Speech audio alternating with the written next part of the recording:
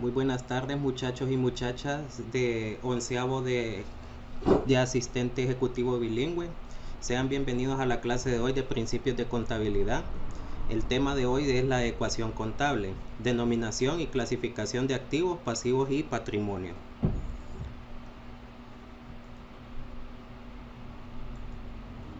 Los objetivos de la clase de hoy: analizar cada uno de los elementos que forman la ecuación contable, aplicar la ecuación contable en la determinación de cada uno de sus elementos, enunciar la ecuación contable y las demás igualdades que se desprenden de la misma, enunciar cada uno de los elementos de la ecuación contable que son el activo, pasivo y el patrimonio neto.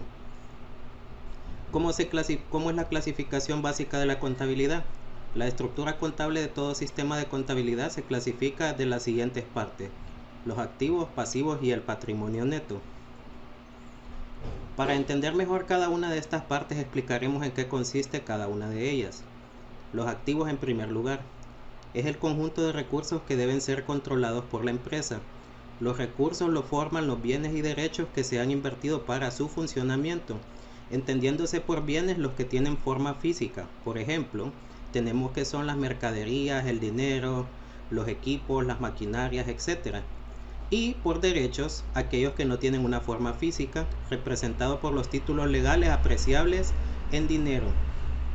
Por ejemplo, los pagos anticipados que nos realizan, que realizamos, las cuentas pendientes de cobro y otros. También en este caso de los activos intangibles, tenemos por ejemplo las marcas y logos comerciales, que esos tienen un valor.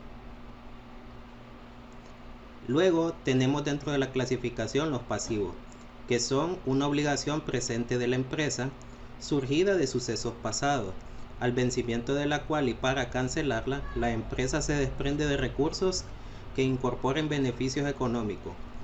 Ejemplo de los pasivos pues están las deudas con las instituciones bancarias. Además, también están las deudas que las empresas adquieren, por ejemplo, cuando compran una mercadería al crédito con sus proveedores respectivos. Luego, dentro de la clasificación tenemos el tercer elemento, que está constituido por el patrimonio neto.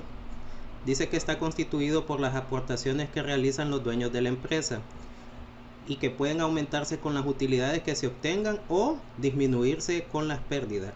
Contablemente también puede expresarse como la diferencia entre el monto de activos y pasivos.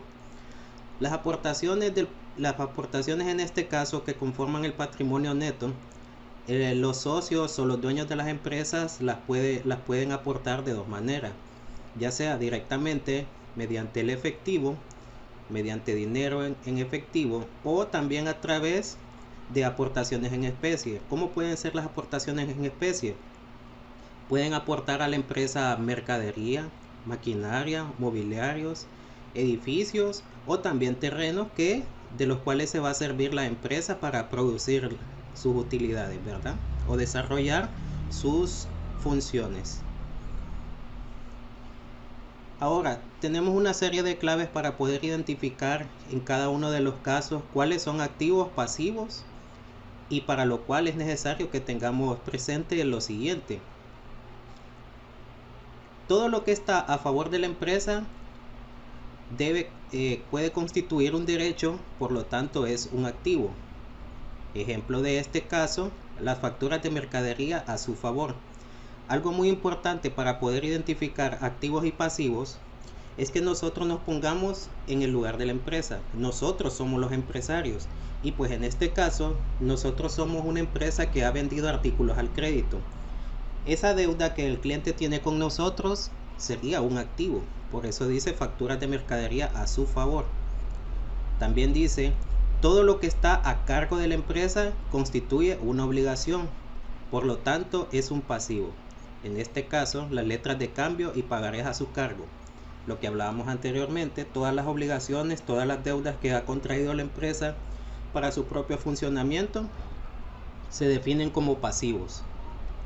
Ahora, otro punto importante es que todo lo pagado por anticipado constituye un derecho, por lo tanto es un activo. Un ejemplo de esto es el pago de anuncios publicitarios por 3 meses. En este caso de los anuncios publicitarios Siempre que se realiza un contrato, ya sea con una televisora o cadena de radio, se paga un como combo de manera adelantada, en el cual se contrata los servicios de publicidad por 3 meses, los cuales se pagan de un solo. A medida van pasando los meses, pues este activo se va consumiendo, ¿verdad? Pero cuando se paga por primera vez, se constituye como un activo. Siguiente punto dice, todo lo que es cobrado por anticipado constituye una obligación, por lo tanto es un pasivo. Un ejemplo, el cobro de la renta del local anticipadamente. Como les digo, para que nos podamos ubicar correctamente en estas situaciones, nosotros tenemos que ponernos en el lugar de que somos la empresa.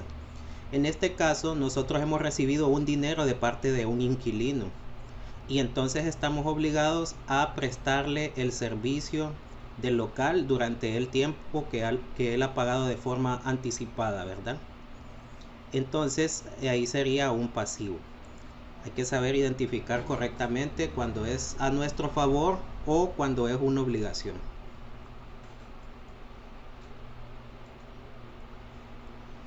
Tenemos aquí una serie de planteamientos para poder determinar si son activos o pasivos, ya poniendo en práctica los ejemplos anteriores. Tenemos como primer ejemplo una cuenta de cheques en el Banco Atlántida. En este caso constituye un activo. Estamos hablando de que es dinero de la empresa que está depositada en una institución bancaria.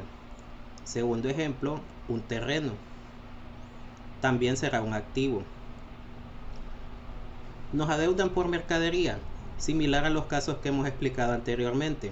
Clientes a los cuales nosotros les vendemos con condiciones de crédito y que nos han adeudado por esa compra y que nos van a pagar posteriormente. Constituye un activo. Siguiente ejemplo, tenemos un préstamo por pagar. Pues como sabemos, los préstamos son obligaciones y por tanto en este caso es un pasivo. Se debe un trabajo de acondicionamiento. Este es un ejemplo de que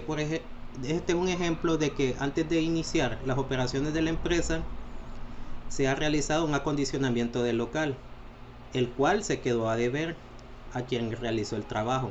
Es una obligación, por tanto tenemos que es un pasivo.